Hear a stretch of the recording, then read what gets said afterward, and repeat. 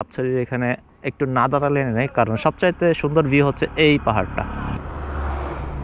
এই যে কিছু মজার মজার কর্নারিং, ওরে বাপরে বাপ, এত বড় কর্নারিং ছিল এটা।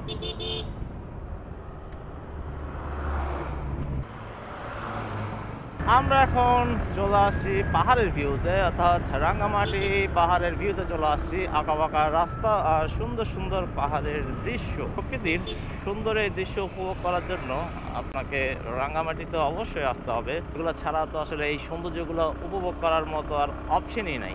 দেখেন চারপাশে যেদিকে দেখবেন শুধু সবুজ গাছপালা আর অসম্ভব সুন্দর এই পাহাড়গুলো। আর সামনে যায় একটা স্পট আছে যেটারে বলা হয় সাতছড়ি ম্যাপি। আসি, ভিউটা খুবই সুন্দর, সামনে যাই ভিউটা পড়বে। আর একটু সামনে যাই, অবশ্য আমি নিজেও চিনি না, বাট ওই এলাকাতে মানে সাতছড়ির ওইখানে যাওয়ার পর আপনি বুঝতে পারবেন যে মানে এলাকাটা সুন্দর আছে। আর একটু যাই তারপরে বুঝবেন। এগুলো হচ্ছে সেগুন বাগান, দুপাশে অনেকগুলো সেগুন বাগান আছে, আর মাঝখানে এই রাস্তাটা তো রয়েছে। এই তো কর্নারিংয়ে তো অভাব নাই এখানে, তবে একটু কেয়ারফুলি থাকাটাই ভালো।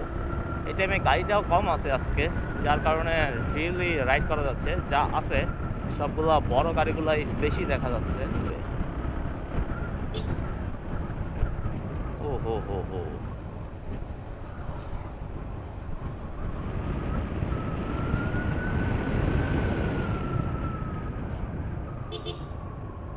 এই যে কিছু মজার মজার কর্নারিং, ওরে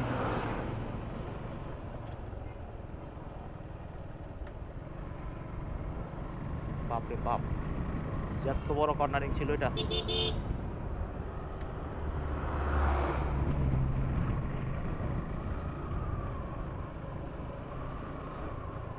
মিররগুলো অনেক কাজে দেয়, মিররগুলো দিয়ে অপর সাইড থেকে গাড়ি আসতেছে কিনা বোঝা যায়। তবে বাঘগুলো কিন্তু আইডিয়া করাটা কঠিন, দেখে মনে হয় যে খুবই ছোট একটা বাঘ, কিন্তু সম্পূর্ণটা নেওয়ার পরেই বোঝা যায় বাঘটা কত বড়।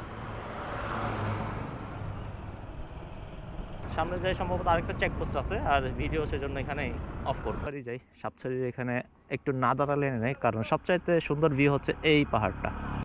দূরের পাহাড়টা দেখেন, অনেক সুন্দর একটা পাহাড়। আমাদের বাইকগুলো সব একসাথে আসছে, আর এখান থেকে আমরা এখন রাঙ্গামাটির প্রথমে রাজবন বিহারে চলে যাব। আর এটারে বলা হয় সাতছড়ি, সাতছড়ির এলাকা। সবচাইতে আকর্ষণীয় হচ্ছে এদিকে একটা পাহাড় আছে, আর অনেকগুলো আপার হিল সামনেও আছে। এই যে এটা হচ্ছে সাতছড়ি এলাকা। আমাদের বাইকগুলো সব একসাথে আসছে, আর এখন আমরা রওনা হব এখান থেকে। ওকে, যাচ্ছি রাঙ্গামাটির উদ্দেশ্যে। আর সাপছড়ি ক্রস করে কিছু আপার হিল আছে, সেখানেই উঠবো এখন। আর এখানে তো কর্নারিংয়ের অভাব নাই, ডেঞ্জারাস কিছু কর্নারিং আছে, তবে বালি পড়ে থাকে, সেটাই সবচাইতে ভয় লাগে। চট্টগ্রাম থেকে পার্বত্য জেলার রাঙ্গামাটি ঘুরতে যাওয়ার সময় সাপছড়ি এলাকাটা আপনার চোখে পড়বে। আর এই এলাকাটা খুবই সুন্দর, সবুজ পাহাড়ে ঘেরা, এক পাশে পাহাড় এবং অন্য পাশে দূর পাহাড়ের ভিউগুলো উপভোগ করা যায়। সাপছড়ির পূর্ব দক্ষিণে রয়েছে কাপ্তাই হ্রদ। যদি কাপ্তাই রাঙ্গামাটি একসাথে ট্রাভেল করতে চান তাহলে কিন্তু দুটো জায়গায় একসাথে ঘুরে আসতে পারেন। Bargi lake cafe and picnic spot, এখানে ক্যাম্পিং করতে পারবেন। চারপাশে হচ্ছে লেক, প্রবেশদ্বারটার দিকে। বার্গি লেকে প্রথমবারের মতো আসছি, তাই বিস্তারিত বলতে পারবো না, ভিতরে যাইলে তারপরেই বলতে পারবো কীরকম।